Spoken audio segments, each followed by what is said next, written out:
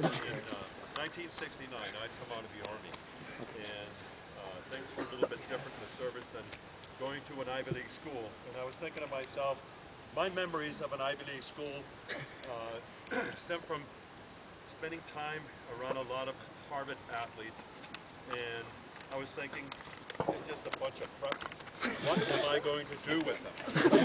Nothing wrong with being a prepper. There were certain attitudes, mannerisms, and things that really annoyed me. Both Bonnie, my wife Bonnie, and I came back on a visit, and I had lunch at the Hanover Inn, and I was just thinking, oh, I better eat the least expensive meal. I think my meal cost $5.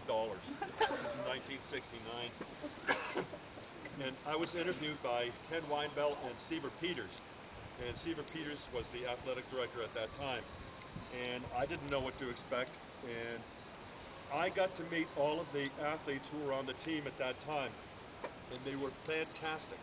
Fantastic. I really liked them a lot.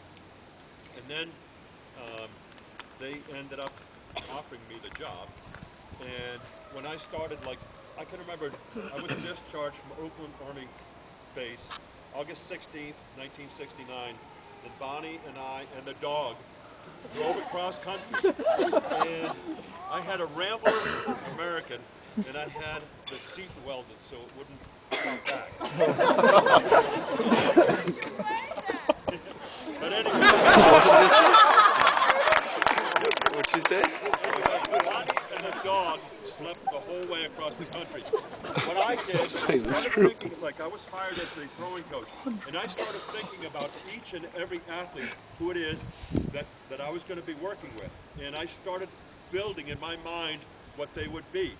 And actually, they were so fantastic that they were able to put up with the tremendous intensity that I had, and it was all pent up and built up from, you know, being away in the service and thinking about if you ever had the opportunity to coach what you would like to accomplish.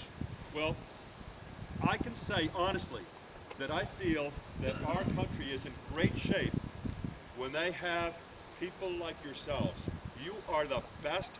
To this day, you guys are just fantastic, each and every one of you. And I may have yelled at some of you, but that's nothing personal. You shouldn't take it that way. I think all of you are great, and I really appreciate being able to spend the time with the likes of you.